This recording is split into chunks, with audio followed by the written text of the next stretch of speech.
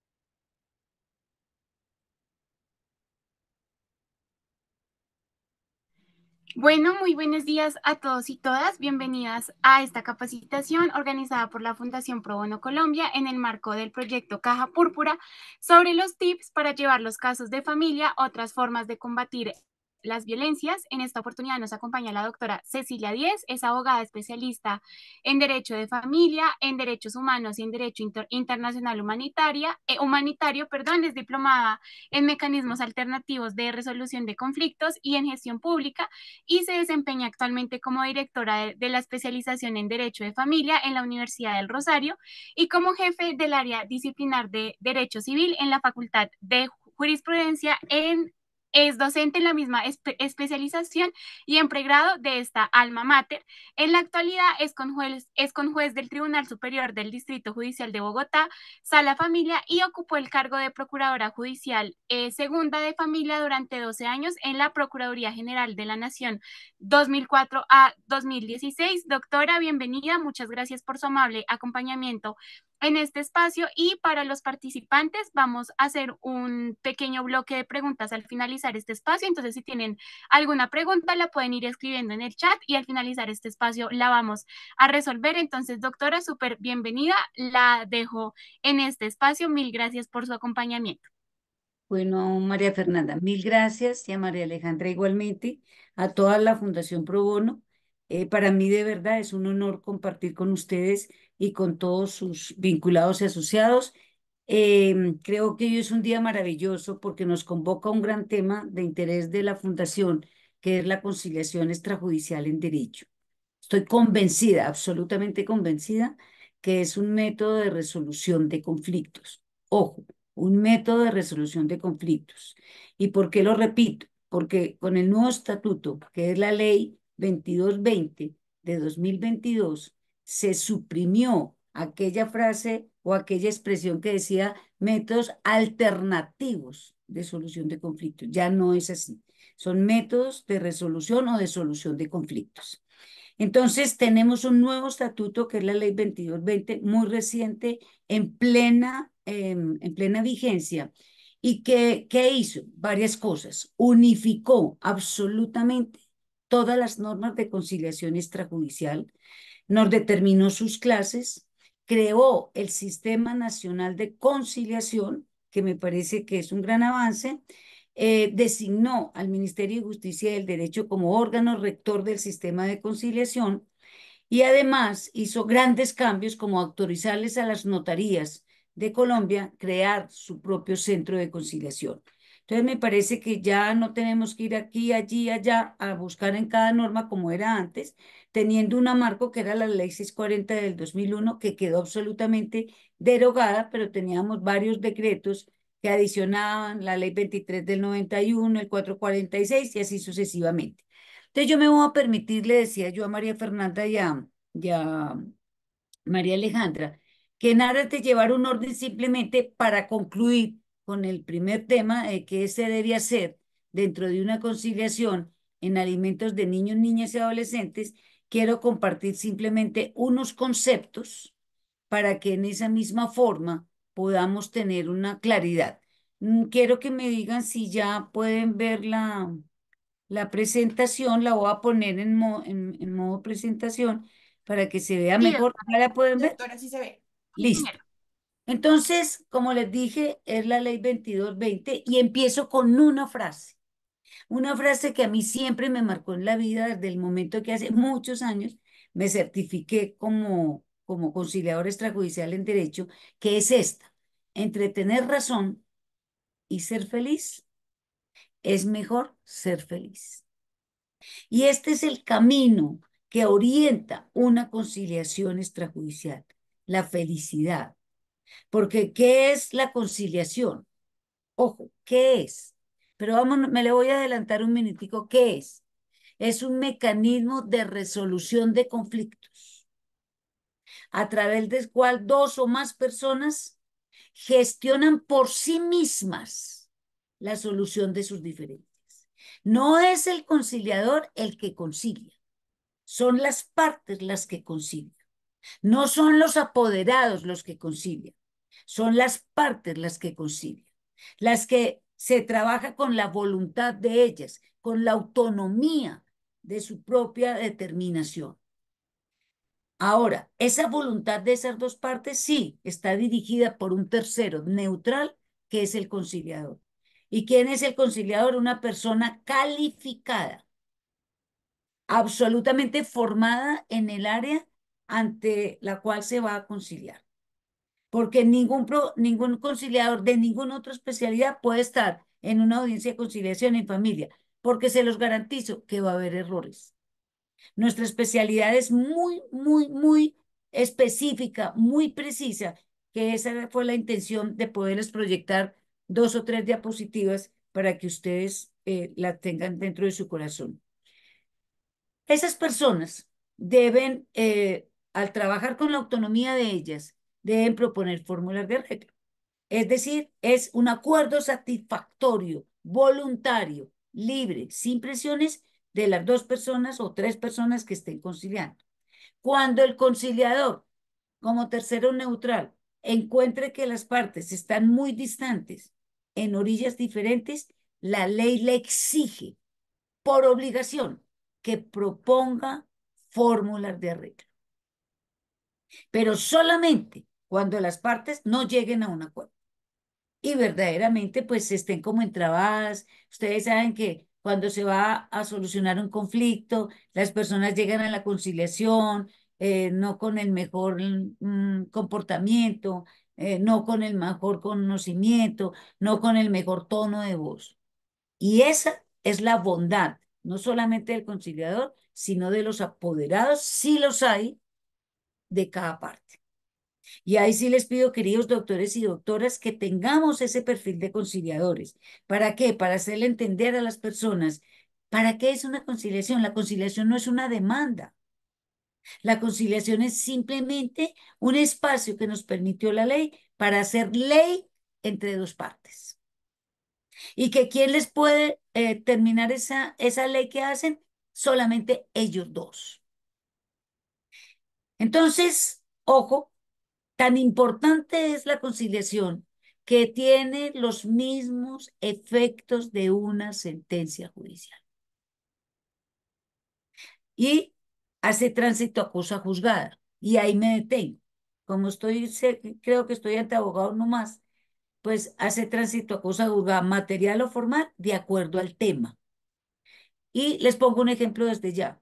Respecto a alimentos de niños, niñas y adolescentes, hace tránsito a cosa juzgada formal. ¿Qué significa eso? Que a medida que posterior a la conciliación, a medida que cambien las condiciones, varían o pueden variar las decisiones. Entonces, miren lo importante. Que 10 veces compareció el señor o la señora ante un centro de conciliación a aumentar o a disminuir la cuota alimentaria. Lo puede hacer sin ningún problema. Y ningún conciliador le puede decir, no, me voy a devolver a esta. ¿Cuál fue el origen de la conciliación? Y el origen está tan específico en una sentencia de constitucionalidad, la 893 del 2001. Y dice, el origen de la conciliación se remonta a los sistemas jurídicos de las primeras sociedades, al tiempo que fue desarrollado por los regímenes ya más evolucionados, como fue el romano. Y aquí quiero simplemente presentarles la primera forma o el origen de la conciliación, que es la ley de las 12 tablas, donde en la primera tabla se puede verificar, se puede leer si caminando hacia el juicio ambos contendientes pactasen alguna cosa sobre el punto de discordia, téngase por válido lo que pactasen. Allí lo que primó fue la voluntad de las personas que iban caminando y llegaron a un acuerdo. ¿Cuáles son los propósitos de la conciliación? Facilitar el acceso a la justicia, generar condiciones de diálogo aptas, propias, y al generar un diálogo pacífico, hay una convivencia pacífica. Y ese es el mejor perfil y el mayor perfil que se le debe exigir a un conciliador.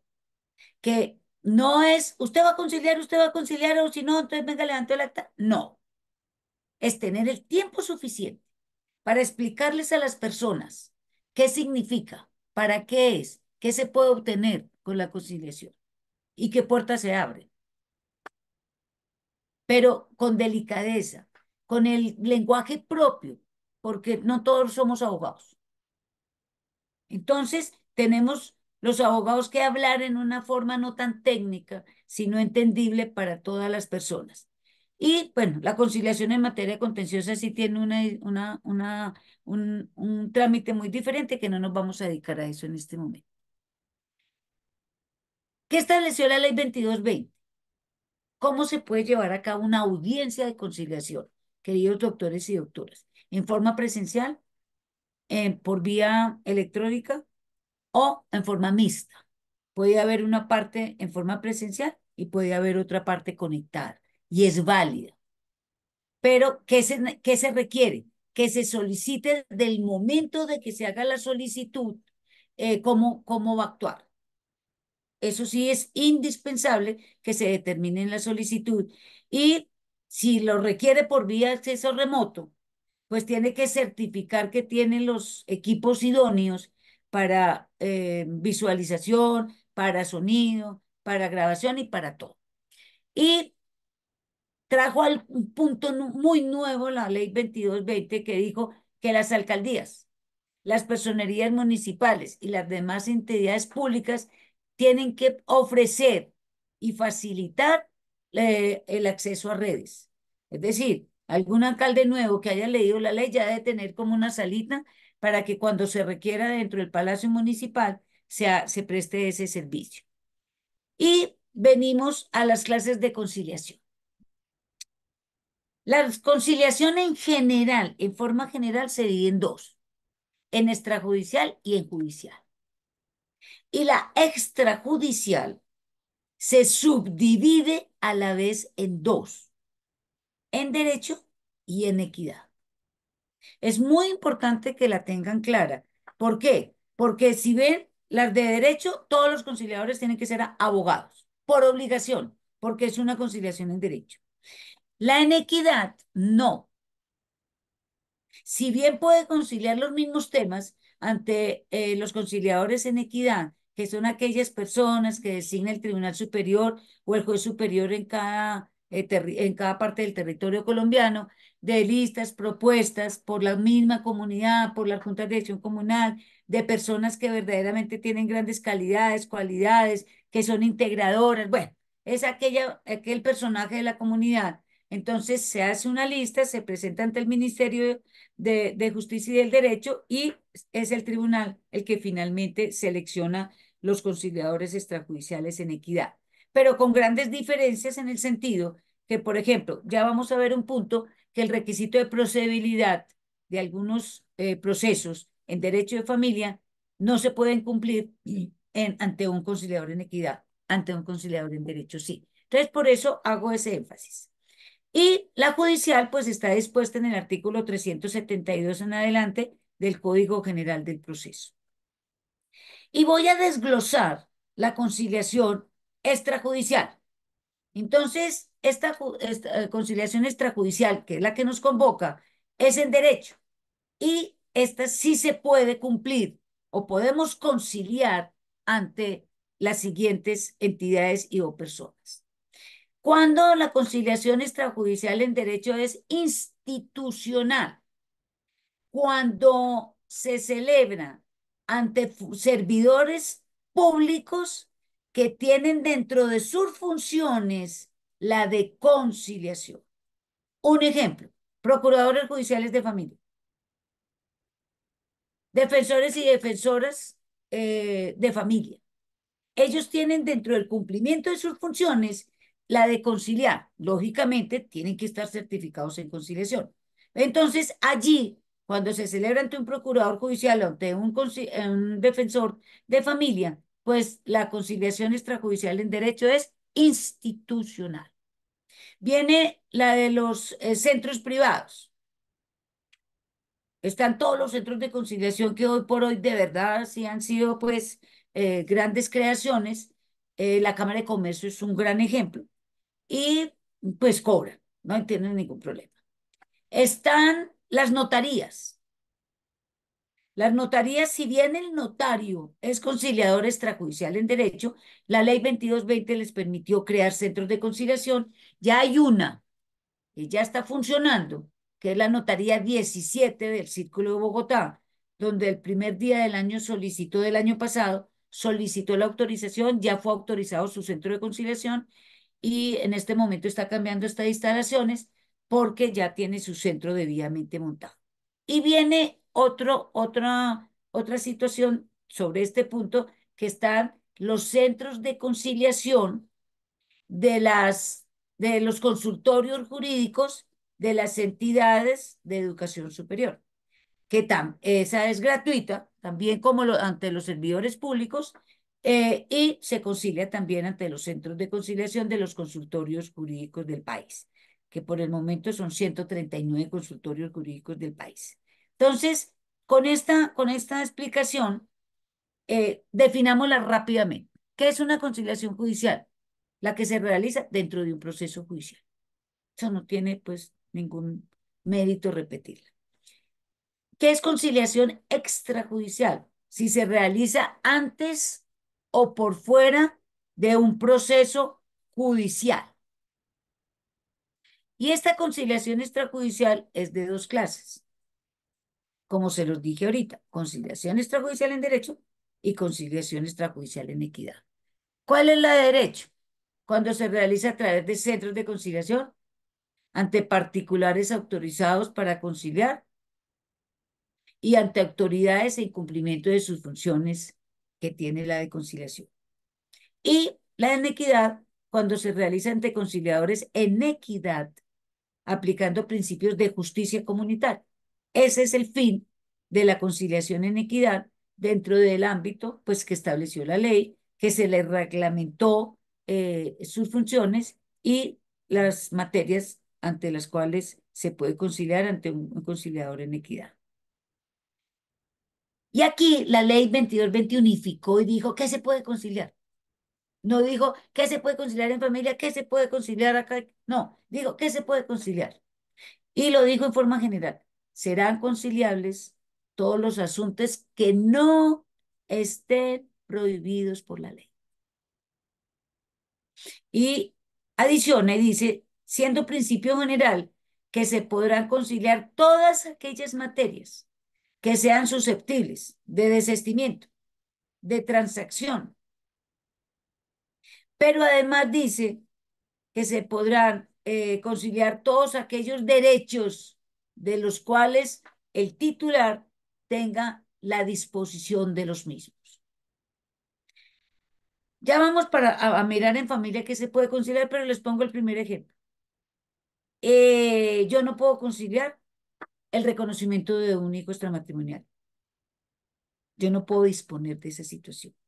¿Yo puedo terminar mi matrimonio? Sí, si se da una causal y la ley, pero no es conciliar. Que es que yo no puedo conciliar el divorcio y así sucesivamente. Entonces, ¿por qué? Porque además todo lo que se relaciona con el estado civil de las personas no es conciliable. El reconocimiento de hijos extramatrimonial cambia el estado civil y por lo tanto el divorcio cambia el estado civil de casada a simplemente soltera y por lo tanto no es conciliable. Para la procedencia de la conciliación no será necesaria que se renuncie a ningún derecho. Simplemente si es procedente, como ya lo vamos a mirar, no hay problema. ¿Ante quién se puede conciliar en temas de familia? Primero, ante los agentes del Ministerio Público y ante las autoridades administrativas.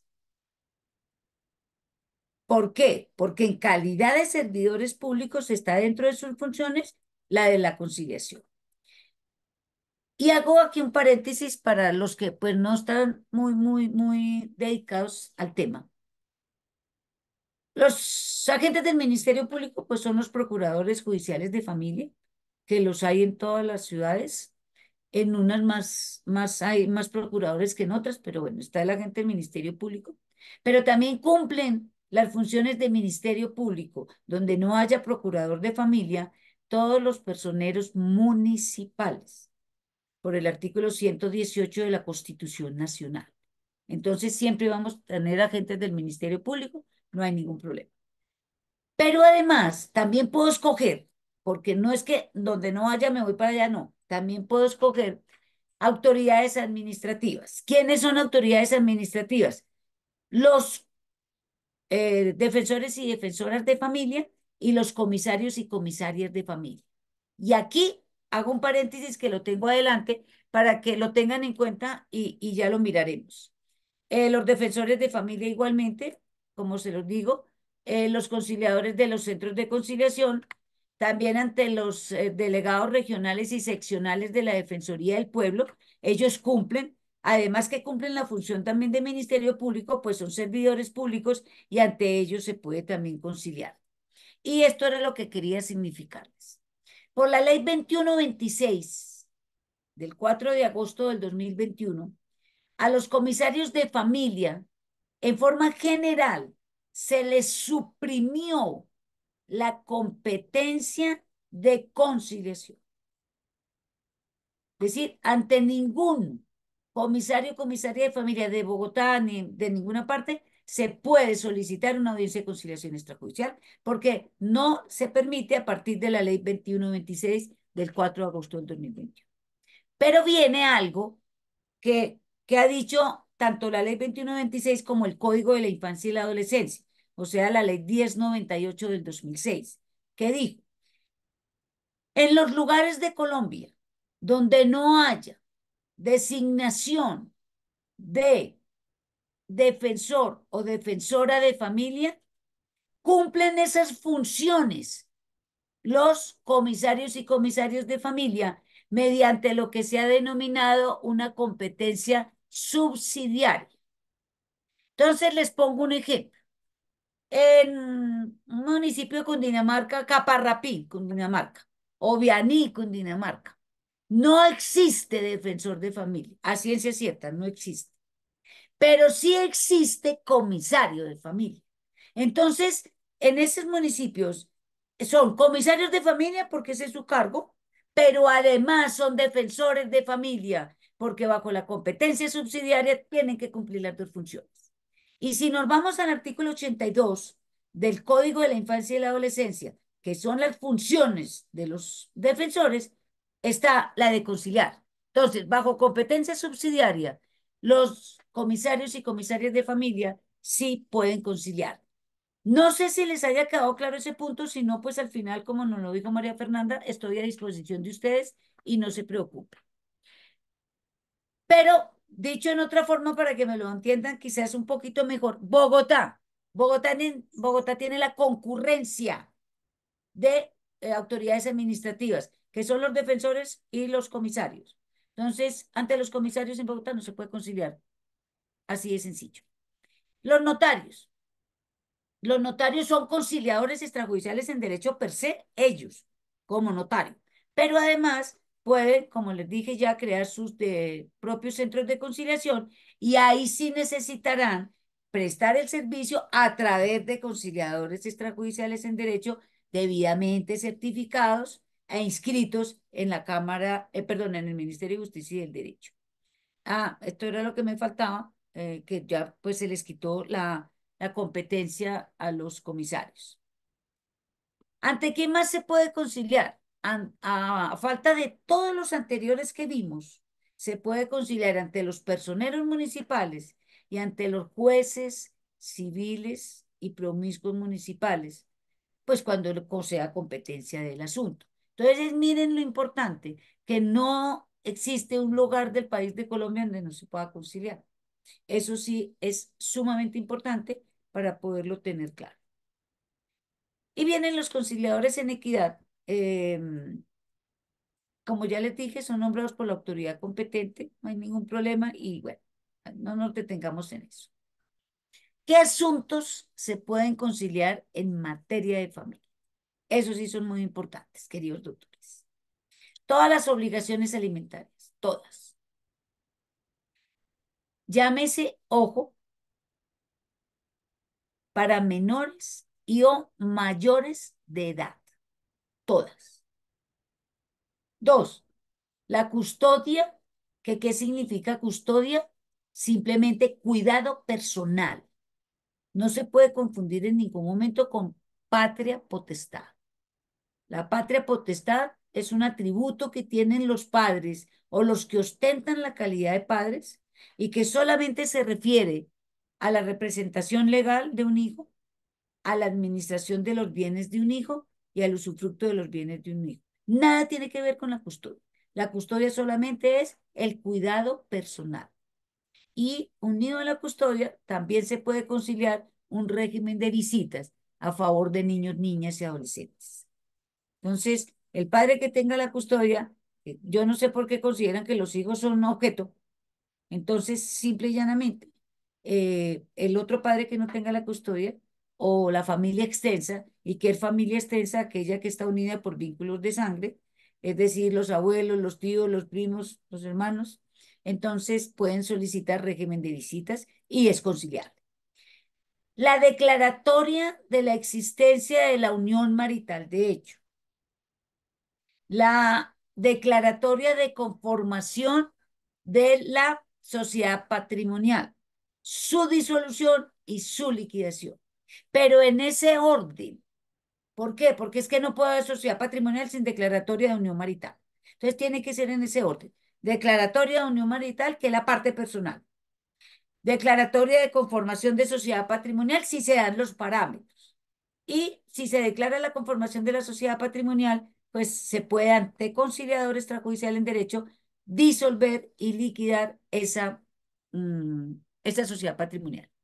Controversias entre cónyuges sobre la dirección conjunta del hogar, que el uno dice que sí, el otro dice que no, pues llegan ante un conciliador y resuelven sus conflictos. Separación de cuerpos, ojo, separación de cuerpos, tanto de uno u otro matrimonio, sea civil o católico. Pero, ¿por qué hago énfasis en separación de cuerpos? Acordémonos que el único efecto de una sentencia de separación de cuerpos y o de un acta de conciliación de separación de cuerpos solamente es la suspensión de la vida en común, no es la disolución del vínculo matrimonial, porque si no, pues no sería conciliado. Entonces solamente acuerdan suspender por 6 meses, por 8 meses, por un año, a ver si llegamos a caer en la cuenta que nos queremos o no nos queremos, si podemos o no vivir. Ya los dejo a que sus mentes brillantes e intelectuales piensen que no sé hasta dónde. Bueno. La separación de bienes y liquidación de la sociedad conyugal por causa distinta a la muerte de los cónyuges. ¿Por qué? Porque si se muere uno de los cónyuges o los dos, pues se tiene que hacer dentro del proceso sucesorio. Entonces, por eso hago la claridad que es conciliable, pero por causa distinta a la muerte de uno de los dos cónyuges. La rescisión de la partición en las sucesiones, es decir, hubo la partición, hubo la adjudicación dentro de una sucesión y apareció con posterioridad un hijo extramatrimonial, por decirles un ejemplo. Pues, ¿qué se tiene que hacer? Pedir la rescisión de la partición, porque hay que incluir a otra persona y por lo tanto de redistribuir la adjudicación que se hizo de esos bienes. Para iniciar ese proceso se necesita llenar el requisito de procedibilidad. Ahora, si dentro de la conciliación se logra la rescisión, maravilloso, y se evita un proceso judicial, pero de todas maneras se necesita. Conflictos sobre capitulaciones matrimoniales también son conciliables.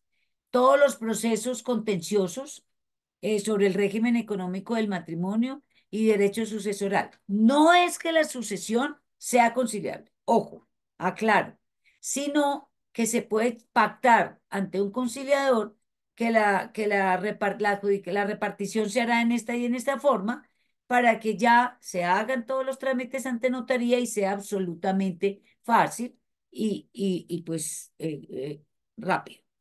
¿Qué no es conciliable en derecho de familia, queridos doctores? ¿Qué no es conciliable? El divorcio. Y el divorcio del matrimonio civil. Y o la cesación de los efectos civiles de matrimonio católico. Eso no es conciliable. Reconocimiento de hijos extramatrimonial. No es conciliable. Acordémonos que es un acto libre, voluntario, personal. Es un acto declarativo, que significa que está declarando una situación ya preexistente, que es la filiación. Ahora, que hay varias formas de reconocimiento, sí, claro. O varias formas de reconocer a un hijo, sí. Firmando el acta de nacimiento, mediante escritura pública, mediante testamento, mediante eh, manifestación expresa ante cualquier juez de la República, así no sea la, el objeto principal de la, de la diligencia, ante un defensor de familia y o ante un inspector de policía, se puede reconocer a un hijo extramatrimonial, pero solamente menores de 18 años. Eso es claro. Y también la ley 497 del 96, del 99, perdón, en su artículo noveno, le dio competencia a los jueces de paz. Dice, tendrán como competencia, no tendrán competencia para todos los asuntos relacionados con el Estado civil, excepto, y trae una excepción que dice, excepto el reconocimiento de hijo extramatrimonial. Entonces ven que hay muchas formas y solemnidades para reconocer un hijo, pero conclusión, no es conciliable. El establecimiento de una medida de protección no es conciliable en ningún momento. Ustedes saben que tenemos miles de sentencias respecto de las cuales, pues, en una forma general se ha dicho, no se puede sentar a la víctima frente al agresor y por lo tanto, pues, nada que ver la conciliación allí. ¿Qué hacen los comisarios por la ley 294 del 96? Ellos mismos dicen, deben lograr un acuerdo. No pueden convocar una audiencia de conciliación porque, como les digo, no es conciliar. Pero ellos sí dicen, pueden convocar un acuerdo, pueden, ¿por qué no se conversan? ¿Por qué no se habla? Y yo les digo, por experiencia propia profesional, que he terminado más de un trámite de acción de protección por violencia en el contexto familiar con un acuerdo. Acabo de entregar ayer una escritura pública de declaratoria de unión marital de hecho, de conformación de sociedad patrimonial, de la disolución y la liquidación de la sociedad patrimonial. Ayer era la audiencia, entonces adjunté conjuntamente los dos abogados, porque había una medida de protección terrible en una de las comisarías de Bogotá, se adjuntó copia de la escritura firmada por los dos abogados, diciéndoles, aquí ya se solucionaron los conflictos, sírvase señora comisario o señor comisario, dar por terminado el trámite. Entonces se termina el trámite, pero eso no es conciliación. Por eso es que hago la claridad. El proceso de sucesión no es conciliable, ojo. Y recuérdenme por una sola cosa, no es conciliable la unión o la declaración de la unión marital de hecho entre un compañero permanente supérstite y un heredero. Solamente es cuando los dos compañeros están vivos. Cuando uno de ellos ha muerto, no es conciliable. No se puede conciliar con los herederos. Entonces, pues quiero que les quede eso claro para seguir adelante. Y viene el llamado requisito de procedibilidad en materia de familia. ¿Y cuál fue la regla general que creó la ley 2220? Dice, en los asuntos susceptibles de conciliación se tendrá como regla general que la conciliación extrajudicial en derecho es requisito de procedibilidad para acudir ante las jurisdicciones que por norma lo exijan. Y la jurisdicción de familia exige para algunos procesos cumplir el requisito de procedibilidad de la conciliación extrajudicial en derecho, so pena de inadmisión de la demanda, no del rechazo. So pena de la inadmisión, pues, y si no se cumple, pues se rechaza, pero no la pueden rechazar de plano al momento de presentarse la demanda. Y lo que les dije al principio, ante la conciliación extrajudicial en equidad no se cumple el requisito de procedibilidad en derecho de familia. Lo que sí era, bajo la ley 640 del 2001, modificada por la 1395 del 2010, que se permitía cumplir el requisito de procedibilidad ante los conciliadores en equidad. La ley 2220 les quitó y les borró del mapa esa situación. Y, queridos doctores, ante o respecto a de qué procesos se necesita cumplir el requisito de procedibilidad. Primero, cuando hay controversia y se va a iniciar un proceso de custodia y o de visitas. Ojo, es impajaritable que para iniciar un proceso de custodia o de visitas se requiere cumplir el requisito de procedibilidad de la conciliación extrajudicial en derecho. Y aquí marco la coma que ustedes están viendo. Ustedes ven que yo coloco controversia sobre custodia y visita sobre menores de edad, coma. Y ahí esa coma no es conjuntiva, esa coma es disyuntiva. Y dice, y personas en condición de discapacidad, de conformidad con la ley 1996 del 2019. Y esto ha traído unas interpretaciones que no las entendemos. Ustedes saben que la ley 1996 estamos a portas de, mm, de 5 meses, de cumplir 5 años de vigencia de la ley 1996, porque se cumplen los 5 años el 26 de agosto de este año. Entonces, no es que se requiera un requisito de procedibilidad para iniciar un proceso judicial de adjudicación de apoyos. No, eso no es lo que dice el numeral. No dice eso. No hay custodia, de pronto mirándolo así literalmente hablando, de mayores de edad. Pero en consideración a lo que hoy es hoy la discapacidad, que la Convención sobre los Derechos de las Personas con Discapacidad ubicó a la discapacidad en el nivel de derechos humanos.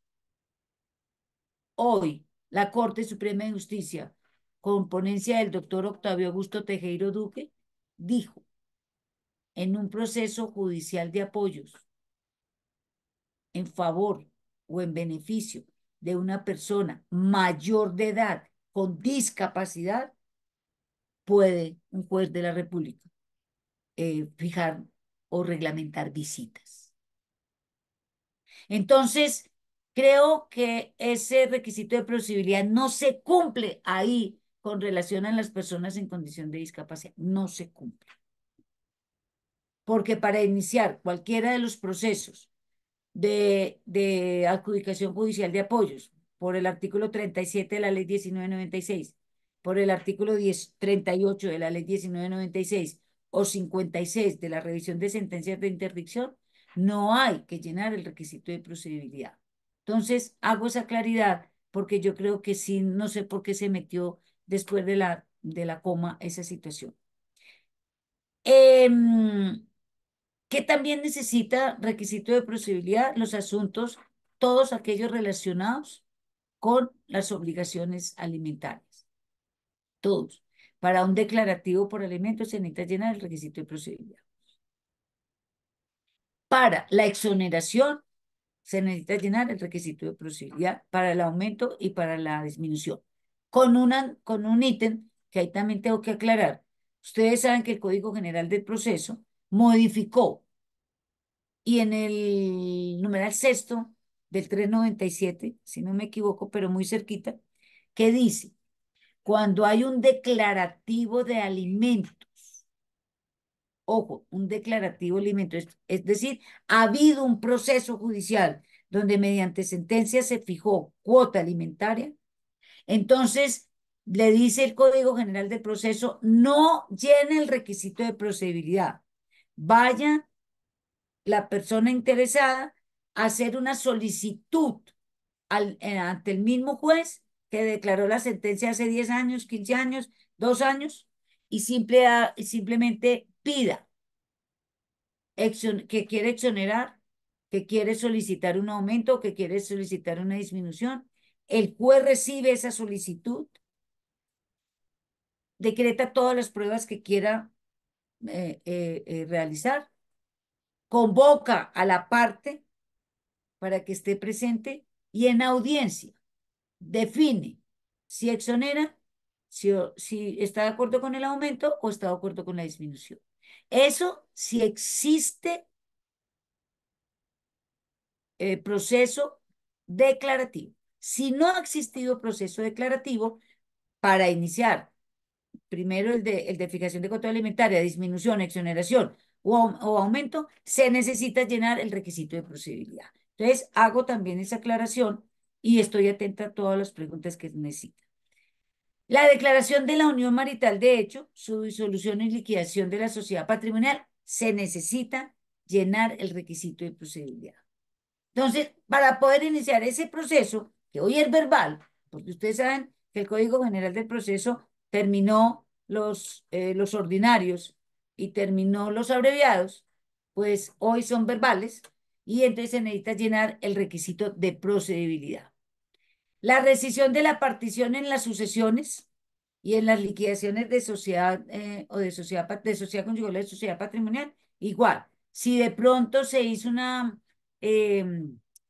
liquidación de sociedad conyugal y luego apareció, no por mala fe, yo parto de la buena fe de todo el mundo, y apareció que uno de los cónyuges tenía un cuadro que lo tenían guardado en una bodega, pero que ese cuadro tiene un valor de 30 millones de pesos y no quedó integrando los bienes de la sociedad conyugal y por lo tanto no hizo parte de la partición y la adjudicación. Entonces, para poder solicitar ese cambio y que se incluya como bien social, hay que llenar el requisito de posibilidad para poder iniciar la rescisión, el proceso de rescisión de la partición, lo mismo que en las sucesiones, la misma cosa, que aparece un bien que no se tuvo en cuenta, entonces se llena el requisito.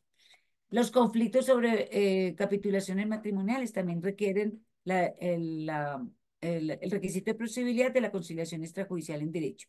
Controversias entre cónyuges, separación de bienes y de cuerpos, y en todos aquellos que no estén expresamente exceptuados por la ley. Entonces, pues tenemos que entrar a conocer muy bien cada proceso que se vaya a presentar la demanda para saber si requiere o no requiere llenar el requisito de procedibilidad. Es muy importante. ¿Por qué? Porque si bien un juez no puede rechazar de plano la demanda, si no va a dar sino 5 días. Y en 5 días, pues en mi criterio del diario vivir, pues no creería que se encuentre tan fácil un conciliador extrajudicial en derecho de donde sea para que se lo fije al otro día, que hoy haga la solicitud y mañana haga la audiencia. Pero bueno, yo no sé, yo simplemente digo lo que pienso. ¿Cuándo se entiende cumplido el requisito de plausibilidad? Cuando se efectúe la audiencia, pero no se alcance un acuerdo, es decir, cuando no haya un acuerdo. Entonces, ahí se entiende cumplido cuando el conciliador extrajudicial en derecho debe eh, entregar una constancia de que se llevó a cabo la audiencia y que no hubo posibilidad de acuerdo, y ahí hago un paréntesis. La ley 640 del 2001 hablaba de que se declaraba fracasada la audiencia. La audiencia no fracasa, queridos doctores. La audiencia no fracasa. La audiencia se realiza, se celebra. ¿Qué es lo que uno tiene que dejar expreso? Que en esta posibilidad o en esta oportunidad no hubo posibilidad de acuerdo, o que en esta oportunidad hubo imposibilidad de acuerdo. Esto es lo que se tiene que dejar. Y para ustedes, queridos doctores, lo que tienen que exigir que se deje dentro de una audiencia que se celebró y las partes no llegaron a un acuerdo. Y la ley 2220 lo dejó en forma clara, precisa y concisa. ¿Cuándo más se puede dar por cumplido el requisito de plausibilidad? Cuando las partes o una de ellas no comparece a la audiencia. Entonces debe indicarse expresamente las excusas, si las presentaron en las partes, porque si hoy estaba citada la audiencia y no comparece una parte, debe permanecer 3 días para que la parte que no compareció justifique. Si no justifica, se expide la constancia y no hay ningún problema. Y también se entiende el cumplimiento del requisito de procedibilidad cuando se vence el término de 3 meses para la celebración de la audiencia y por lo tanto, pues se acude a la jurisdicción de una vez porque no hubo conciliación. ¿Qué puede suceder? Que convocada la audiencia y celebrada la audiencia, eh, se logre que se llegue a conciliación, se pide audiencia mejor para fijación de cuota alimentaria, para reglamentación de visitas y para custodia. Entonces, ¿por qué punto debe empezar el conciliador? Por primero que concilien la custodia. ¿En cabeza de quién va a quedar la custodia? Es lo primero que se tiene que hacer. Y muy seguramente dicen, sí, el uno, la otra o el otro, no hay problema. Bueno, la segunda parte. Bueno, ¿cómo van a reglamentar visitas?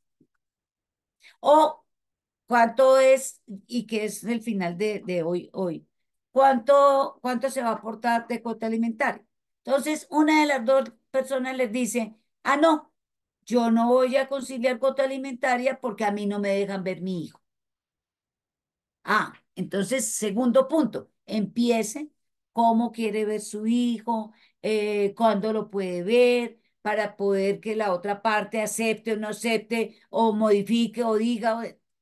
Y luego, pues ya sí, la persona que no tenga la custodia de su hijo o hija es la que va a hacer reglamentación de visitas, porque es el que va a necesitar ver su hijo con un único fin.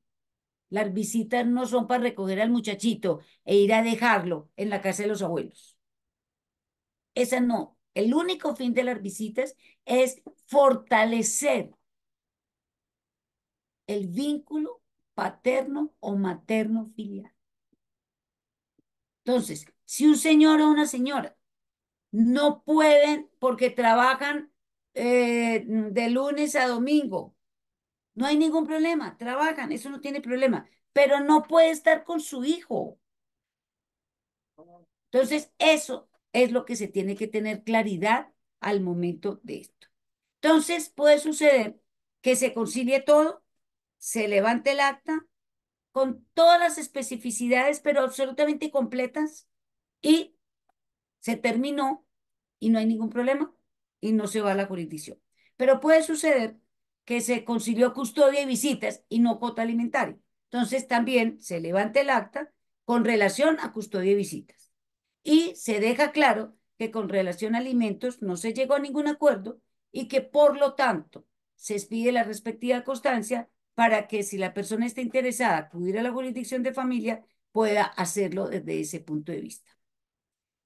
¿Cuál es el procedimiento que establece la ley 2220? ¿Cómo se inicia? Con una solicitud. Con una solicitud de la parte que está interesada en que se realice una audiencia, que puede ser verbal o escrita, puede ser individual o conjunta, y puede ser, pues, en físico o electrónicamente. Entonces, los conciliadores hoy tienen que tener una amplitud de conocimiento y de saber cuál es el procedimiento porque no pueden negar ninguna, no la pueden negar. Entonces, si la conciliación, que es lo que nos convoca, es extrajudicial en derecho, la solicitud, hay una posibilidad que la solicitud la pueda presentar el abogado, un abogado de una de las partes, pero ¿cuándo?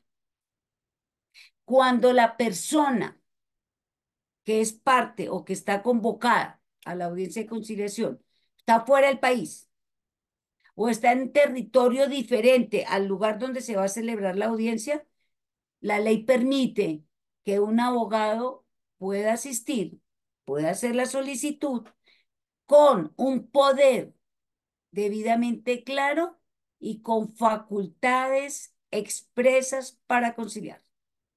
Ahí los conciliadores deben de tener una claridad y una pulcritud de entender que ese poder tiene que tener facultades expresas para conciliar. De lo contrario, el abogado sobra. Además, yo siempre les he dicho, ustedes saben que soy especializada en familia, dirijo la especialización. Afortunadamente y con mucho orgullo les comento que dirijo también la maestría, porque ya está en oferta la maestría en asuntos integrales de familia en el Rosario. Pero les digo, en la conciliación en familia sobramos los abogados.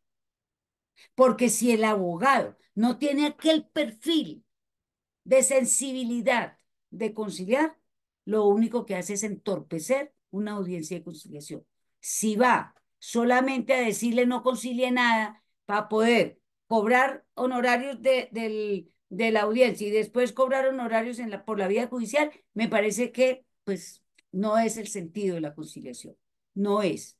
Y ahí sí tenemos que como que entrar a, queridos doctores, como a entender qué es la conciliación extrajudicial en derecho, qué es la sensibilidad que se necesita, porque en familia sí les voy a decir que se concilian pasiones.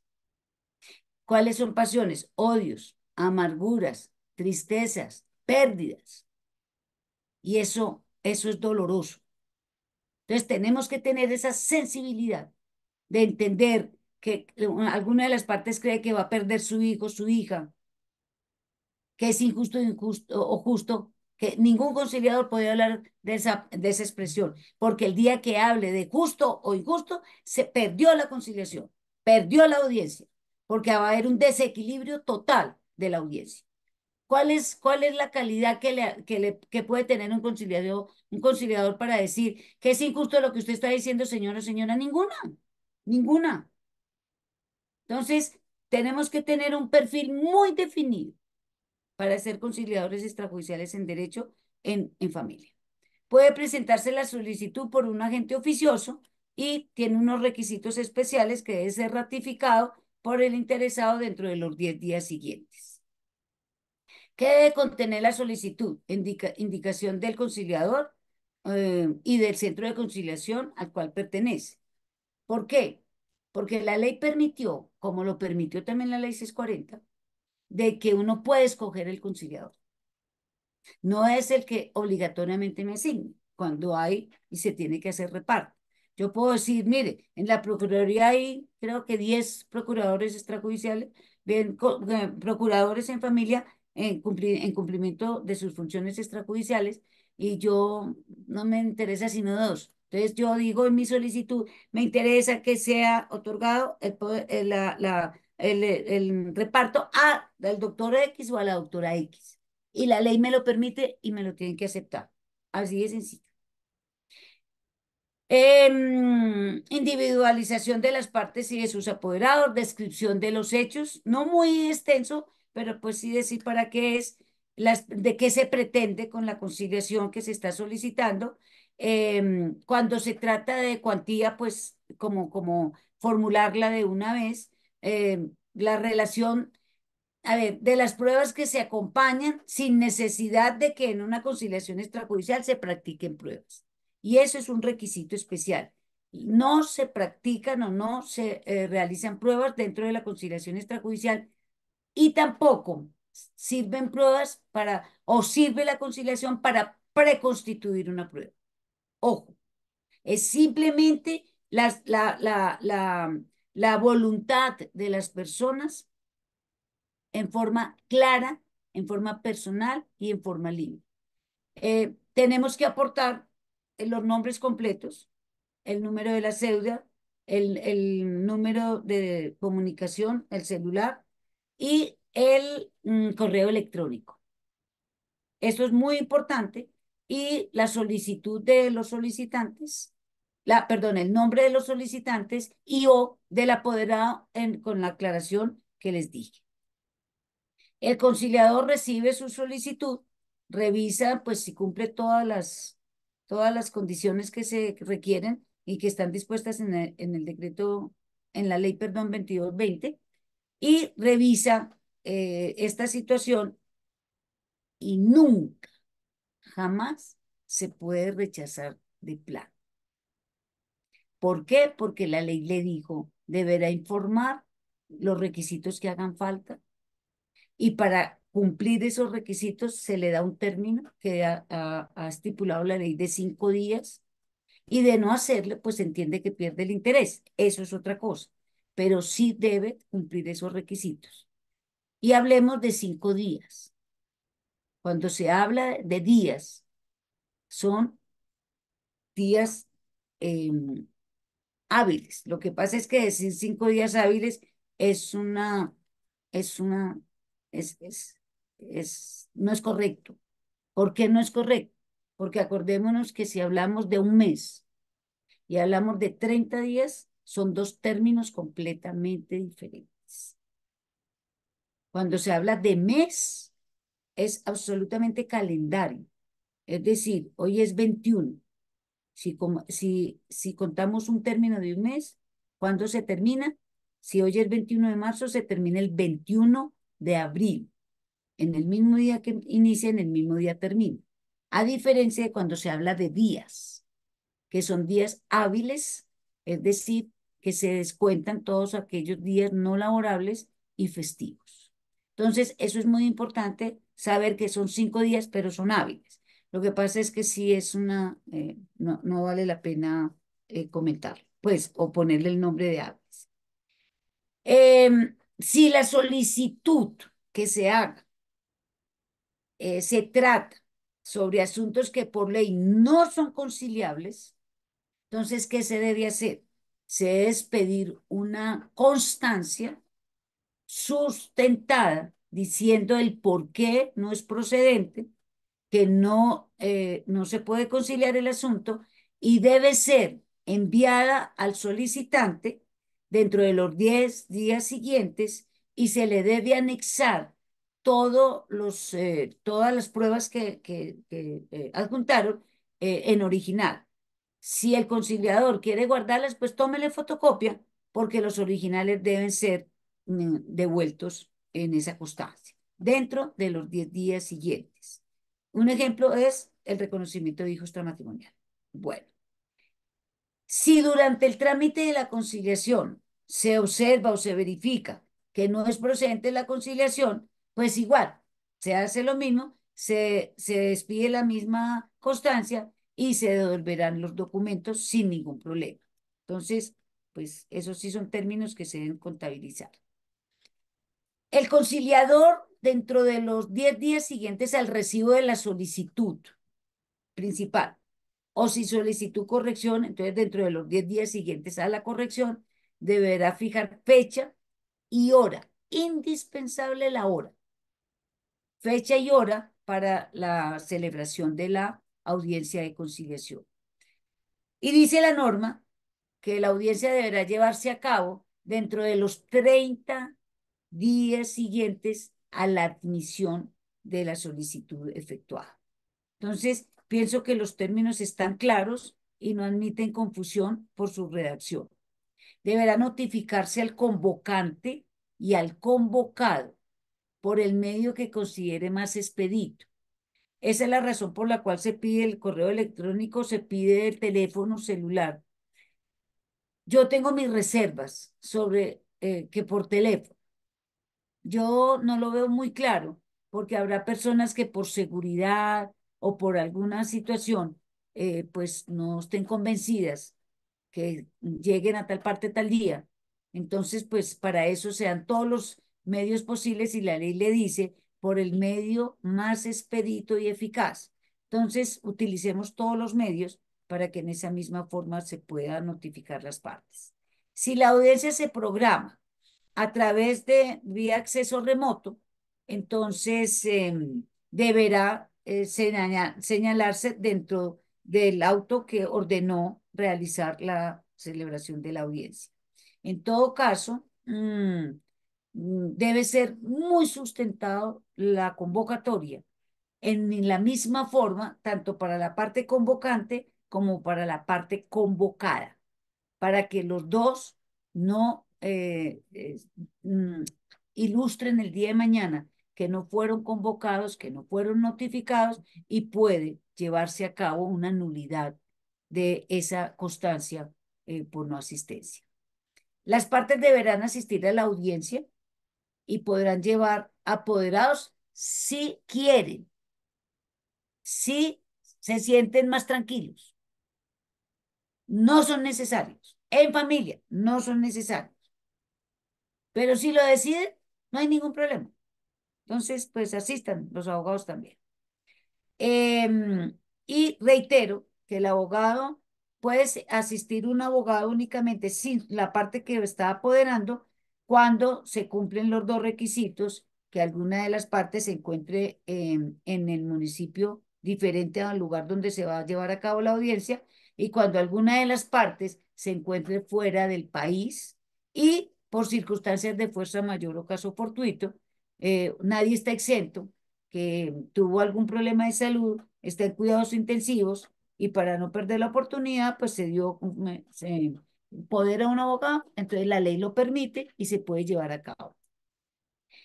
Deberá, eso sí, el conciliador exigirle que el poder vaya redactado con facultades expresas para conciliar. De lo contrario, no es realizable la audiencia.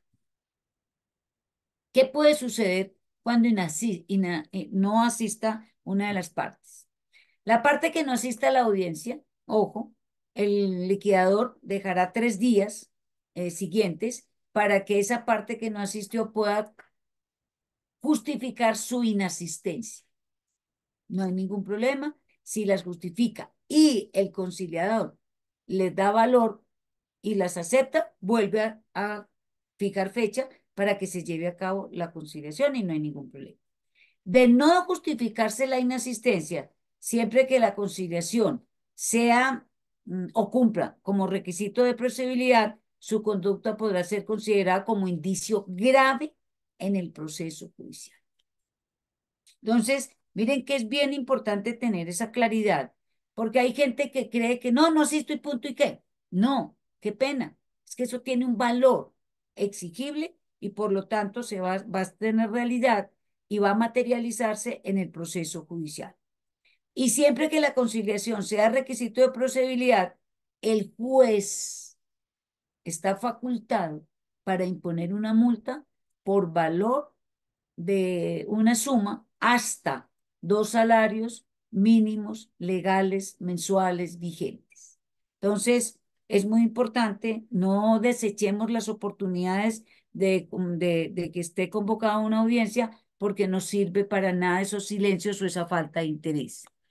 El término para realizar la audiencia deberá intentarse en el menor tiempo posible y sobre todo en derecho de familia, pues no podemos pensar que se alargue, porque entonces va a quedar en el aire un conflicto. Y entonces, ¿para qué sirve la conciliación? Entonces, eso es muy importante tenerlo en cuenta. Podrá suspenderse y reanudarse cuando se solicite y cuando sea necesario.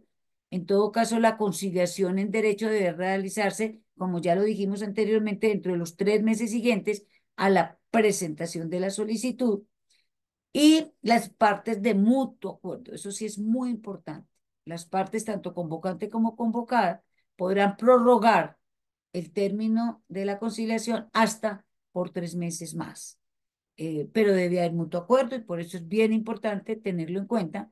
Y eso más que todo sucede, por ejemplo, cuando en la liquidación de las sociedades conyugales, de las sociedades patrimoniales, que pues no están los documentos completos y así sucesivamente. Llegado el día y la hora de la fijada para la audiencia de conciliación, pues deben comparecer las partes, tanto convocante como convocada, y los apoderados respectivos si los dan, y se dará inicio a la audiencia.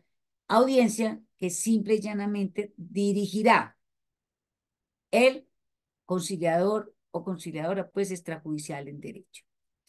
Las partes deberán manifestarse en forma clara sobre hechos y las pretensiones que están solicitando y mm, una vez la parte convocante exprese para qué es, por qué es y qué es necesario, se le da el uso de la palabra a la parte convocada para que esa parte convocada diga es cierto, no es cierto, puedo, no puedo. Entonces, esa es la conclusión que vamos a sacar al final para poder aclarar sobre el caso que ha planteado la Fundación, que me parece muy importante, sobre una cuota alimentaria en favor de un niño o niña adolescente. El conciliador, como lo dijo la misma ley, podrá proponer fórmulas de arreglo que considere procedentes para la solución de la controversia. Entonces, eso es muy importante, eso es demasiado importante.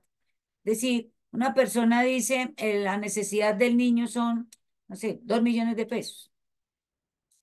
La parte convocada dice, no, yo 2 millones de pesos no le voy a dar. Bueno, pero se muestra que la parte convocada tiene un ingreso mensual de 6 millones de pesos. Pero esos 6 millones de pesos dice, no, yo no ofrezco unos 80.000 pesos. Pues es que no tienen análisis por ninguna parte positivo, no lo tienen. Ah, que yo tengo más hijos. Ah, listo, pruebe que tiene más hijos. No hay ningún problema. Y todos son iguales ante la ley. Wow. Entonces, ahí es donde proviene, ojo, las fórmulas de arreglo que debe presentar el conciliador extrajudicial en derecho en aras de lograr un acuerdo entre las partes.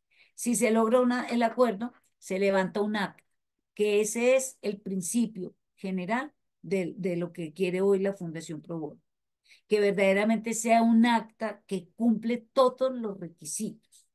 Y ya lo vamos a analizar rápidamente. Si no fue posible llegar a un acuerdo, pues se permitirá la constancia suficiente. ¿Qué características tiene el acta? Presta mérito ejecutivo y hacer tránsito a cosa juzgada. Debe realizarse por escrito, surtirá efectos a partir de la firma de las partes y del conciliador y si se realiza de cualquier otra forma, pues debe expresarse en forma expresa. El acta de conciliación no puede, tiene que rechazar estos dos requisitos. No puede haber remisiones a ningún documento y no debe tener anexos.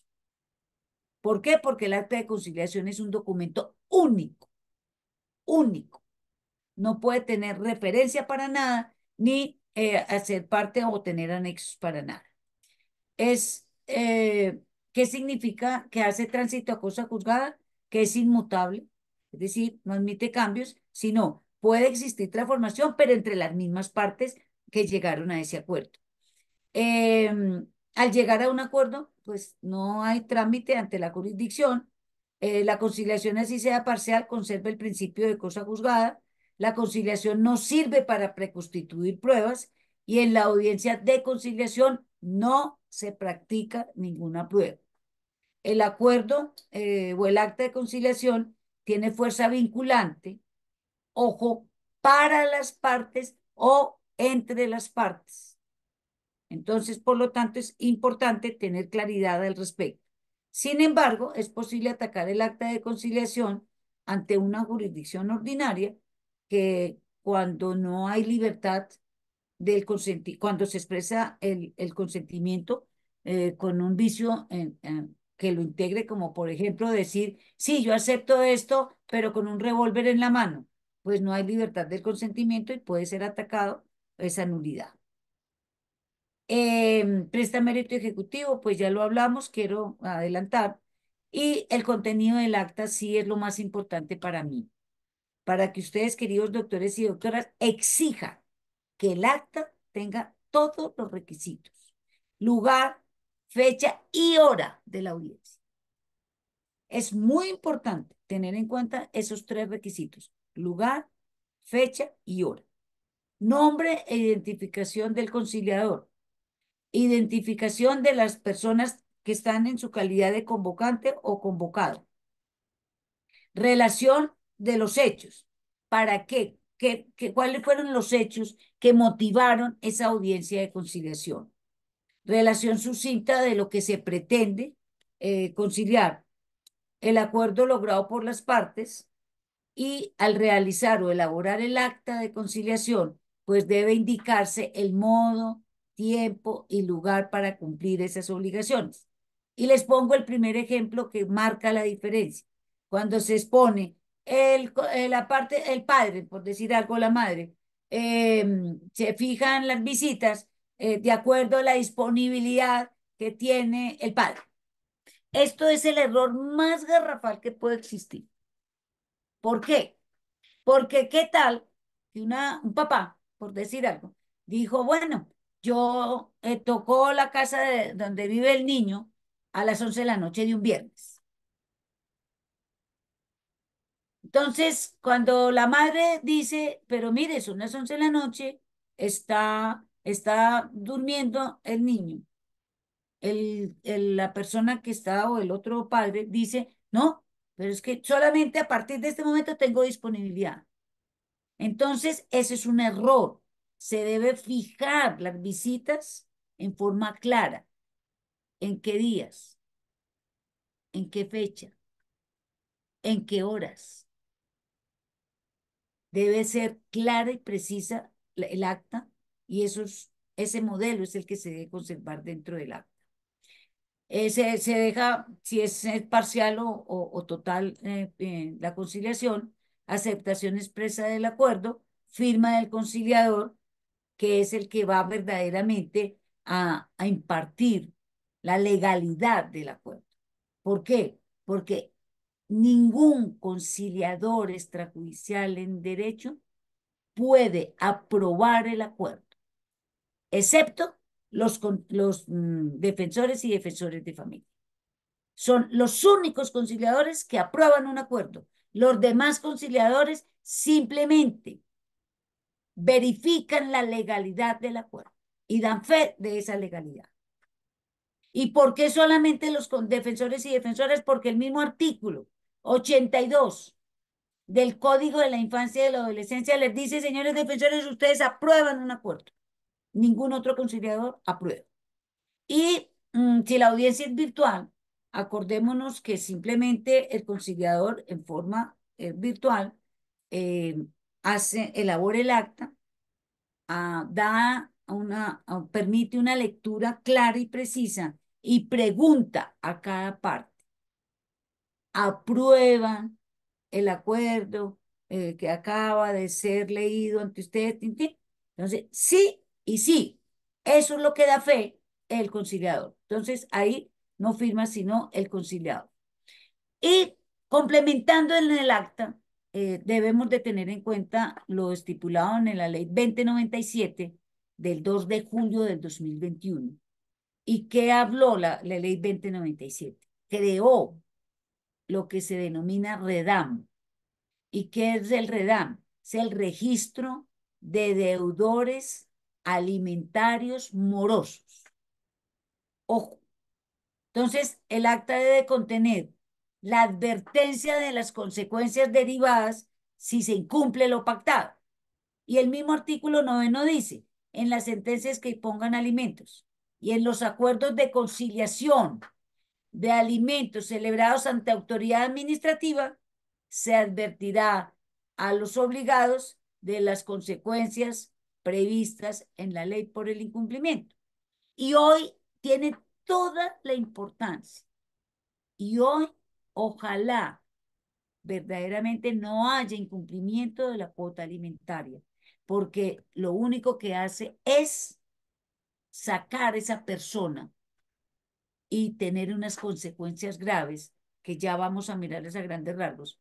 No se requerirá, y una de las consecuencias es de que un papá o una mamá, un cónyuge, un progenitor, perdón, que esté inscrito en el REDAM, no se libera de que no hay necesidad de pedirle permiso de salida del país, porque la misma ley 2097 dijo, el que esté inscrito, registrado en el REDAM, no se le pide permiso de salida del país. Acaba de salir una sentencia muy pronta, que no creo que no ha salido el cuerpo general de la sentencia, donde Migración Colombia estaba exigiendo el permiso de salida del país, aún el padre estuviera en el REDAM. Se demandó y el juzgado 41 administrativo solamente dijo, es obligatorio que los funcionarios de Migración Colombia apliquen la ley 2097. Migración Colombia decía, no, a nosotros no nos importa esa ley no la vamos a aplicar nosotros, pero no hay justificación de que no la tengan que aplicar y la tienen que aplicar. El REDAM está ya debidamente registrado y reglamentado mediante el decreto 1310 del 26 de julio del 2022 y miren que es muy importante. No pueden contratar con el Estado, no podrán ser nombrados o posesionarse en cargos públicos o de elección popular, solo son aplicables en la jurisdicción civil, eso sí. Se definió la información que conste en el registro civil, es decir, tiene que decir cómo se llama, correo, el monto de la obligación, cuánto hace que incumple y así sucesivamente. Quienes tienen acceso a esos datos, importantísimo, y se establece la sanción para el deudor alimentario inscrito en el registro. Entonces, yo creo que hoy se debe evitar al máximo el que se incumpla con una cuota alimentaria, porque la inscripción en el REDA va a crear muchos problemas. Y finalmente, con relación a las constancias, pues son como tres tipos de constancias. La constancia de no comparecencia cuando no comparecen previa una solicitud de comparecencia a la audiencia. Constancia, otro tipo de constancia es cuando no se llega a ningún acuerdo, entonces se extingue, exige la constancia o se expide la constancia diciendo, ojo, que no es el que fracasó la audiencia, no porque la audiencia se hizo, simplemente que no hubo en esta oportunidad ningún acuerdo de las partes. Y el otro tipo de constancia es la constancia de asuntos no conciliables y de no competencia. Es decir, si solicitan una audiencia de conciliación para el reconocimiento de hijo extramatrimonial, pues esa es la constancia de asunto no conciliable, como lo ha dicho la misma Corte. El archivo de las actas y de las constancias deben ser debidamente archivadas por cada uno de los conciliadores sin ningún problema. Entonces, en este momento, dejo de proyectar en aras a tener dos caminos, queridos doctores, y a María Alejandra y a María Fernanda igualmente. Es, ¿esperamos alguna pregunta en este momento o hago claridad sobre uno de los casos ya presentados? Lo que ustedes me digan, estoy a disposición de ustedes. Pues doctora, por el momento en el chat no hay ninguna Ah, pregunta, bueno, entonces yo creo que podemos continuar con el con la caso y si surge explicación, alguna exacto. pregunta, pues lo podemos Entonces, continuar. yo creo que el caso que fue debidamente estructurado por la fundación figura de la siguiente forma. En enero del 2021, una persona llamada Catalina inició una relación de unión marital de hecho con un señor denominado Daniel. El 18 de octubre, ojo, del mismo año 2021, nació un hijo. Muy bien, no hay ningún problema. Y ese hijo lo determinaron y lo llamaron Daniel. Bueno, en enero del 2024 eh, terminaron con esa unión marital de hecho. Terminaron con esa parte personal que es la convivencia. Se terminó. Pero además con situaciones que trajo como por violencia, entonces se terminó la unión marital, no hay ningún problema al respecto. Por esta razón, la señora, o sea, la dama Catalina, acudió al ICBF en un centro regional para la fijación de conciliación, pero aún no le habían dado cita para la celebración de esa audiencia que se estaba solicitando. Daniel no tiene más hijos que dependan económicamente de él, no tiene sino el hijo que tuvo con Catalina, que es muy importante tener claridad sobre ese punto. Actualmente Catalina se encuentra desempleada, es decir, no tiene un ingreso permanente que le permita compartir las necesidades de su hijo y por lo tanto solicita a un abogado una asesoría para solicitar una audiencia de conciliación y pues que se pueda llevar a cabo la conciliación. Entonces, con lo visto y con ese caso, entonces viene una situación clara. Para pedir la audiencia necesitamos tres requisitos. Acreditar parentesco, primer, cómo se comprueba? Con el registro civil de nacimiento. Se acredita el parentesco. Segundo requisito, acreditar necesidad. ¿Cuál es la necesidad? La que tiene su hijo, entendido que tiene solicitud de alimentos, entendido qué es alimentos, qué significa la palabra alimentos jurídicamente hablando. Y en esto nos tiene que quedar muy claro porque no es comida. Jurídicamente hablando, alimentos no significa comida. ¿Qué significa? 6 ítems. Vivienda, salud, educación, recreación, vestuario y alimentación propiamente dicha. Eso es lo que significa alimentos jurídicamente hablando. Entonces, como el segundo punto es acreditar necesidad, entonces se tiene que analizar los 6 puntos, los 6 ítems, para saber cuánto necesita el hijo o el menor de 18 años, necesita para vivienda, para educación, para salud, para vestuario, para recreación y de alimentación. Incluido en alimentación los elementos de aseo, algún pago que se haga por el cuidado de un menor de 18 años y así sucesivamente. Entonces, sacando esa necesidad, pues ya tenemos un valor que se acredita en la necesidad.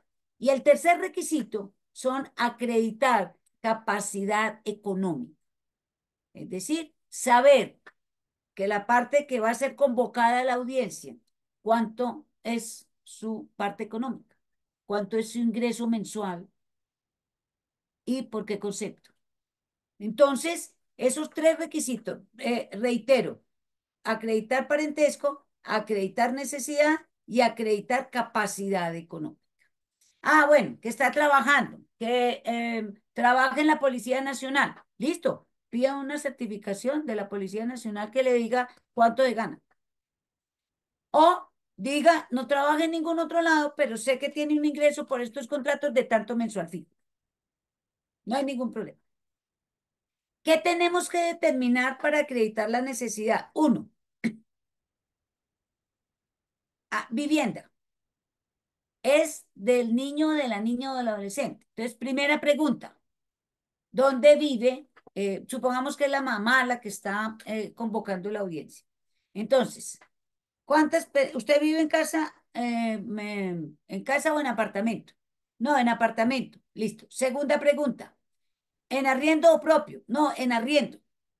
Tercera pregunta, ¿cuántas personas viven en ese apartamento?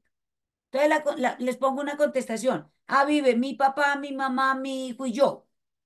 Ah, listo. Esa suma del valor del arriendo se tiene que dividir en cuatro, porque aquí no se va a consolidar sino los alimentos para el menor de edad. Entonces, pagan, pagan 800 mil pesos de arriendo. Ah, entonces de arriendo son 200.000 pesos no más. Y así sucesivamente. Administración, divídalo por cuatro. Y servicios públicos, divídalos por cuatro. Y eso te da un ítem de vivienda. Segundo, salud. Es beneficiario, ¿quién lo tiene como beneficiario? Cualquiera de los dos no vale nada, porque esa cuota de cotización no vale nada. Se tenga uno beneficiarios o se tenga un beneficiario o 5 beneficiarios, la cotización es la misma, pero viene el cambio. Ah, está afiliado a una prepagada. Ah, listo. ¿Cuánto se paga mensual o anual por ese menor de edad, por la cuota o por la póliza de prepagada? O tiene un programa complementario, un régimen complementario. ¿Cuánto se paga? Pero estrictamente no es lo que yo pague por el contrato general, sino por el menor de edad que es al cual se le está solicitando la cuota alimentaria. Bueno, y ahí habría un ítem. ¿Cuál es el ítem? Que todo aquellos conceptos que superen la cobertura de una EPS o de una póliza de prepagada, pues ahí sí se dice, cuando se presente debe ser cumplido por los dos padres.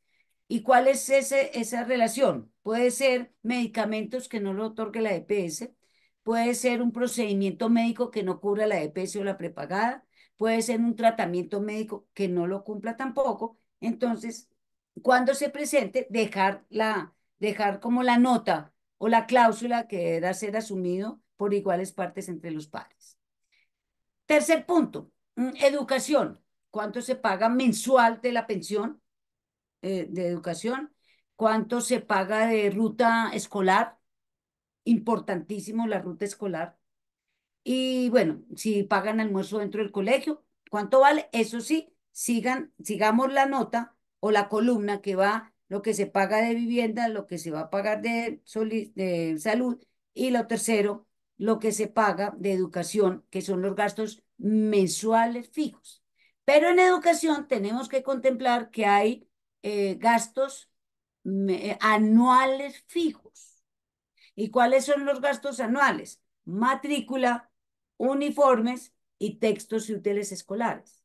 Entonces, lo anual se separa a los gastos mensuales fijos y debe ser un acta que las cláusulas sean bien entendibles y precisas.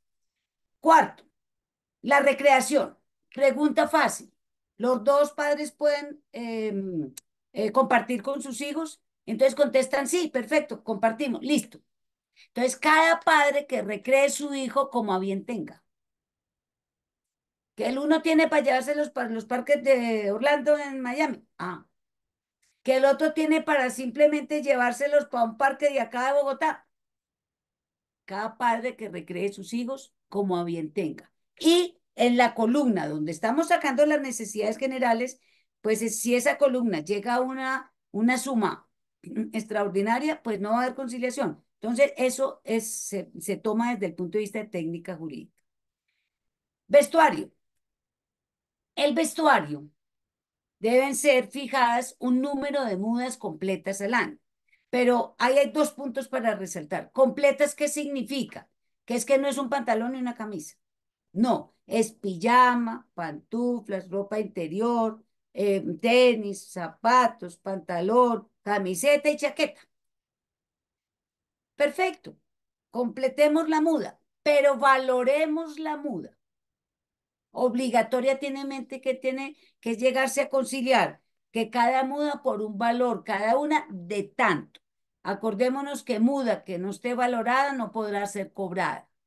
Y a ningún juez de la República le permiten colocarle un valor a las mudas. Entonces, bien importante es valorar.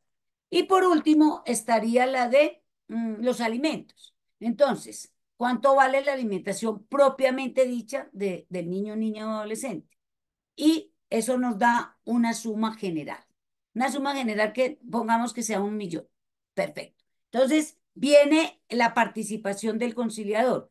¿Cómo pueden ustedes dos, usted como padre y usted como madre, ustedes como progenitores, cómo pueden integrar esa suma que se necesita mensual? Entonces, ahí es donde viene cuánto es su capacidad económica y cuánto es su capacidad económica. Entonces, en ninguna parte de la ley ni de la jurisprudencia, en ninguna se ha dicho que el 50% cada padre. En ninguna parte. Dice, lo único que dice es hasta el 50% se le puede coger a una persona. Pero aquí es cómo asumen ustedes dos como progenitores, asumen esta necesidad. Y ahí viene la discusión. Entonces, no es lo mismo el 50% de una persona que se gana el mínimo que el 50% de una persona que se gana 5 millones. Entonces, pues lógicamente, de acuerdo a la capacidad, es que se debe asumir la responsabilidad, teniendo en cuenta que la Corte Constitucional ha sido reiterativa en decir que la cuota alimentaria es material, más no aritmética. Entonces, es muy importante y esa es la labor verdaderamente del conciliador.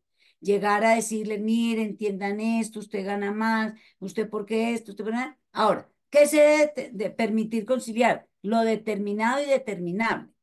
No se debe de permitir conciliar lo indeterminado e indeterminable. Entonces, ¿qué puede permitir? Ah, que yo asumo el 100% de la educación. Listo. Perfecto. Va a pagar al colegio la pensión, va a pagar al colegio la ruta escolar y así sucesivamente.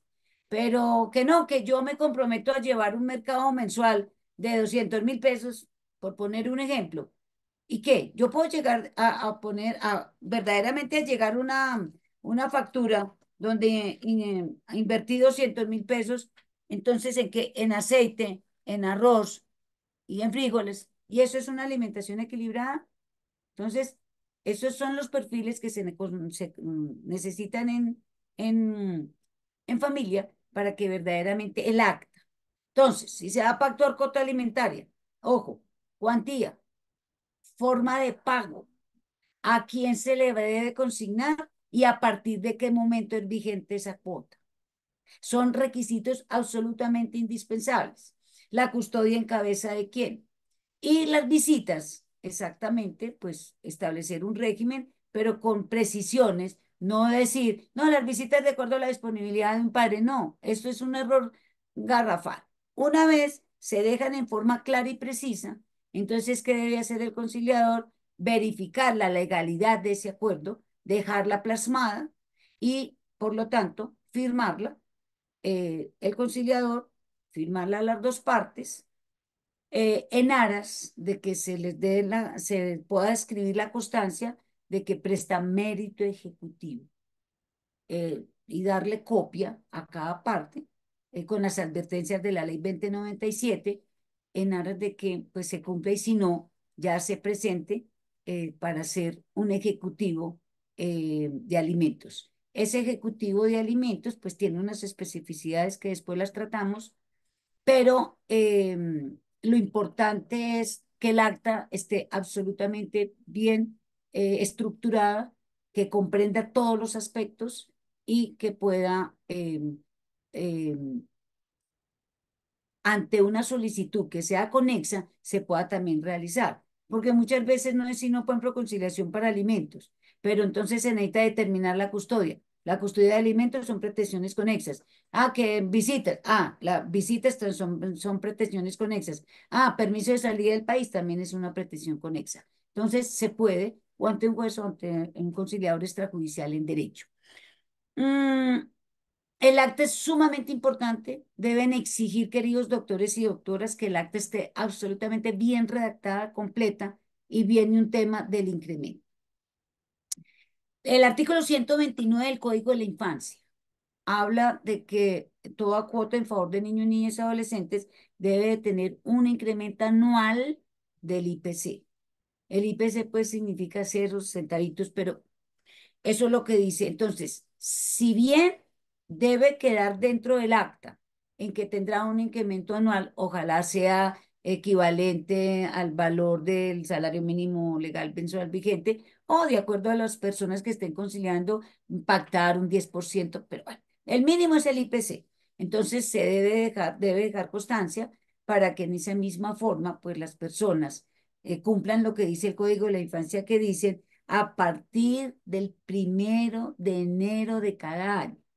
Dicho en otra forma, así yo concilio el 16 de diciembre de este año, la cuota empezará a tener un aumento a partir del 1 de enero del 2025.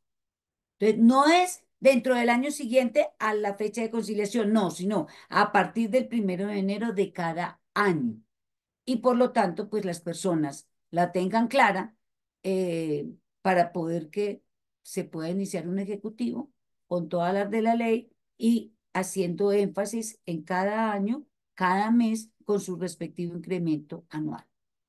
No sé si haya preguntas en este momento. Doctora Cecilia, ya nos han escrito por interno varias preguntas que te voy a leer para que podamos ir Listo. resolviendo.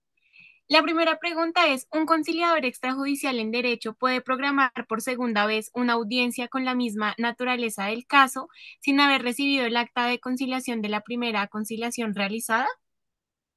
A ver, entiendo la pregunta de que se llevó a cabo la celebración de la audiencia, pero nunca les expidieron el acta de conciliación.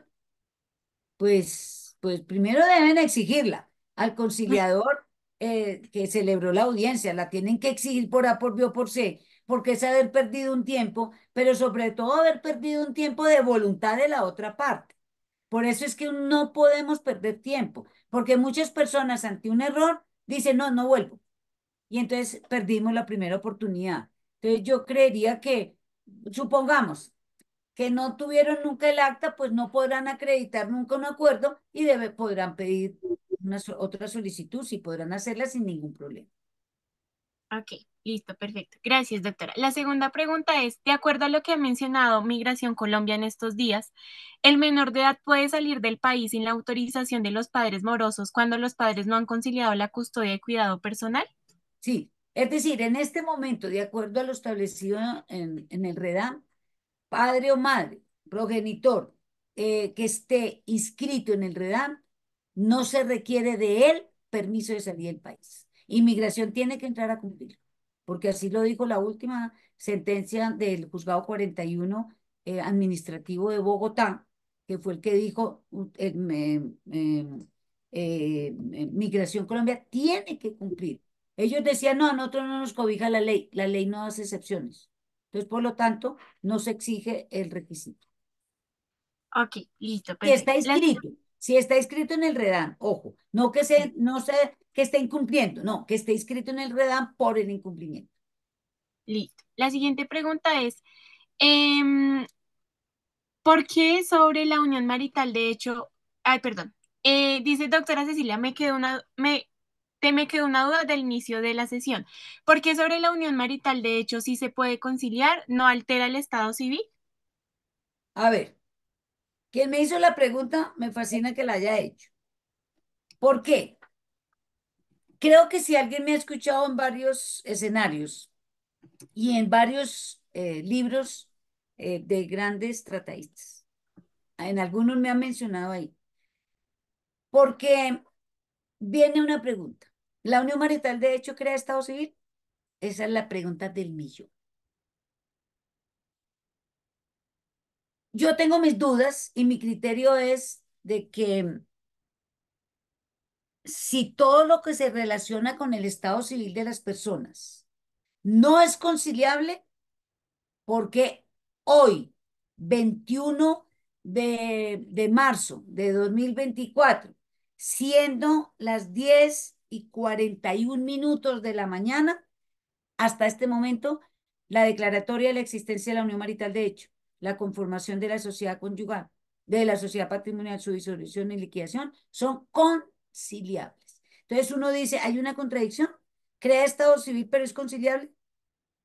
Entonces, yo sí creo que hay dos vertientes grandes, unos doctrinantes que defienden que no crea estado civil, que no crea estado civil, que por esa razón es conciliable. Hay otros, como la misma jurisprudencia lo ha dicho, que sí crea estado civil y por eso en el artículo del Código Penal de Proceso 598, 500 algo, dice cesación de efectos civiles en la unión marital de hecho.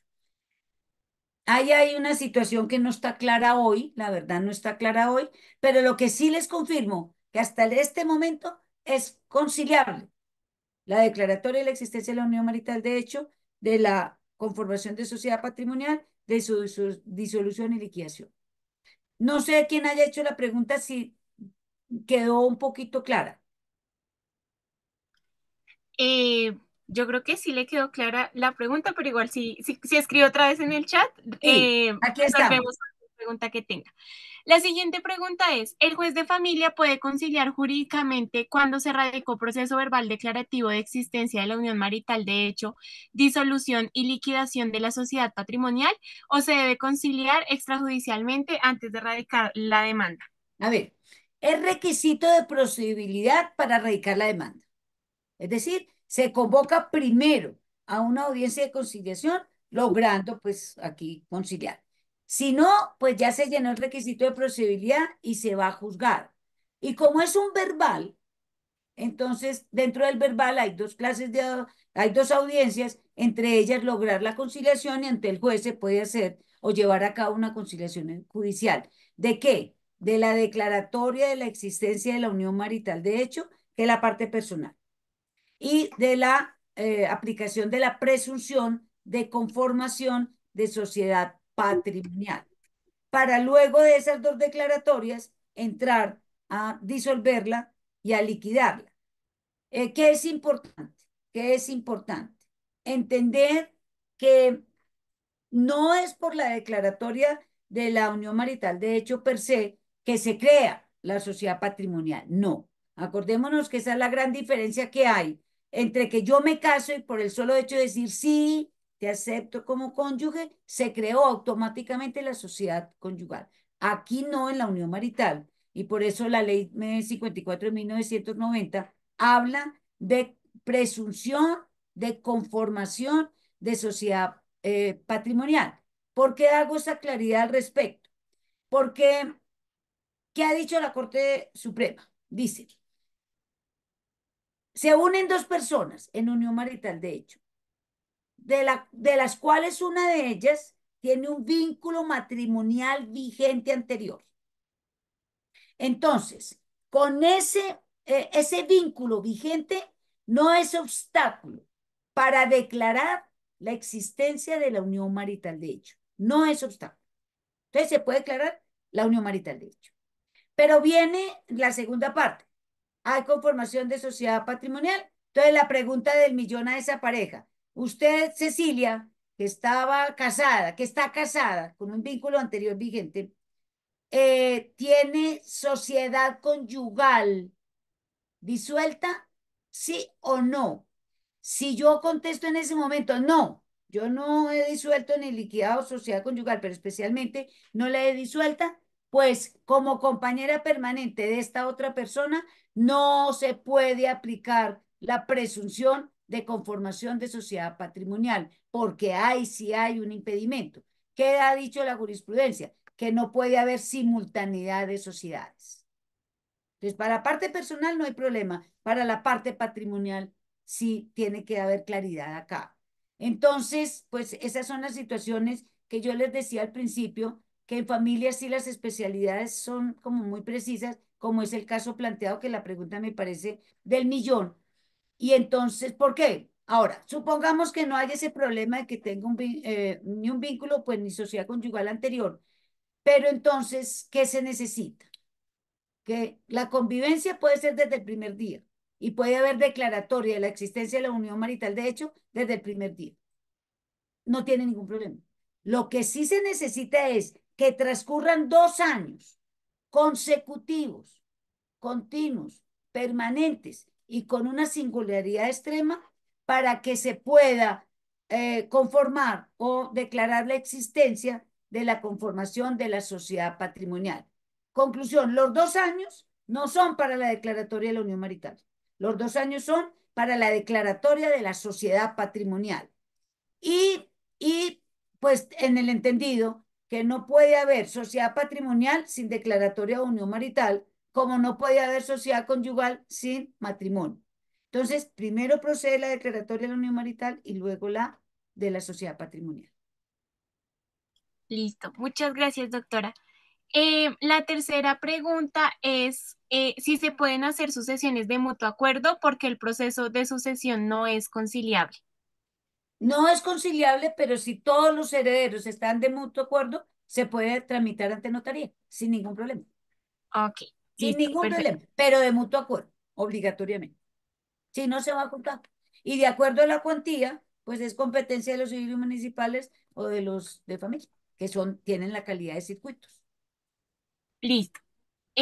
Aquí hay otra pregunta que dice, muchas veces los abogados evitan el agotamiento del requisito de procedibilidad con la solicitud de medidas cautelares en la Así. presentación de la demanda, más que todo en procesos como la declaratoria de unión marital de hecho y lo relacionado con la sociedad patrimonial por los efectos patrimoniales de las mismas y los bienes que pudieran estar involucrados. No, eso es cierto. Y fabulosa la pregunta también.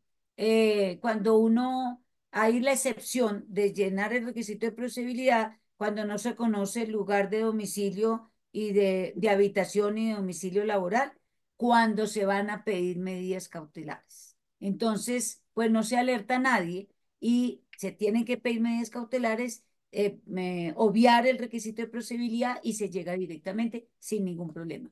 Entonces, si yo voy a pedir el embargo del sueldo del papá de mi hijo, pues yo no lleno el requisito de procedibilidad, no convoco a una audiencia y me voy directo a pedir el embargo de cuentas o del sueldo y me obvio el requisito de procedibilidad. Muy, muy, muy acertada la pregunta, pero es cierto. Listo. Listo, muchas gracias, doctora. Y la última pregunta es que si es posible el envío a los correos, pues, de las personas que se inscribieron, el envío de las diapositivas expuestas en esta capacitación. Con mucho gusto.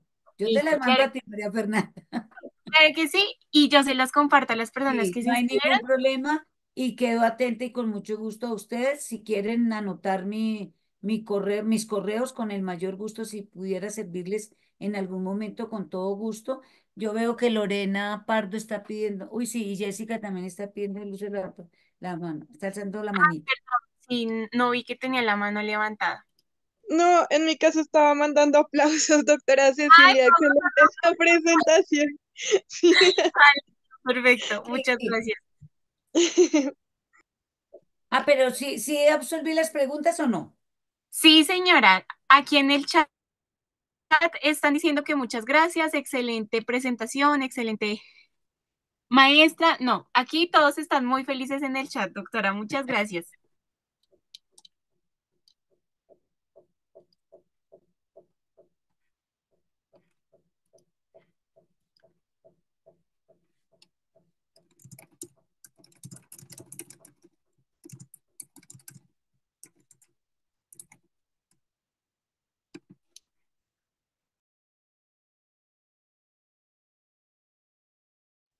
Listo. Eh, ¿Aló? ¿Me están escuchando? sí, Sí. perdón, mi internet se Ah, fue un segundito, pero perfecto, doctora, muchas gracias. nos Creo que volvimos a ver. exacto. De verdad, mil gracias por este espacio, por todo tu apoyo. Sé que nos quedó faltando poder revisar el Sí, segundo casito que te enviamos, pero si te parece bien, podemos ajustar pues otro espacio en tu agenda sí, para no hay poder ningún hacer. problema. Pero lo importante era tener el acta para mirar o una sentencia judicial para mirar un incumplimiento y saber cómo se procede al Ejecutivo por alimentos. Entonces, Listo. no, yo quedo dispuesta, no te preocupes con todo gusto. Bueno, muchas gracias, doctora. Entonces, mil gracias No, a todas las ustedes. personas que se conectaron en este espacio y sobre todo a ti, doctora, una excelente presentación y sin duda alguna aprendimos muchas cosas en este espacio, así que muchas gracias por todo tu compromiso y apoyo con la No, con fundación. todo gusto. Muchísimas gracias a todos. Muy Bueno, amable. muchas gracias. Bueno, Hasta luego. gracias. Gracias, increíble de nuevo. Que estén muy bien. Gracias, Lorena, muy amable. Muy Gracias, linda. doctora, que estés Muchas bien. gracias.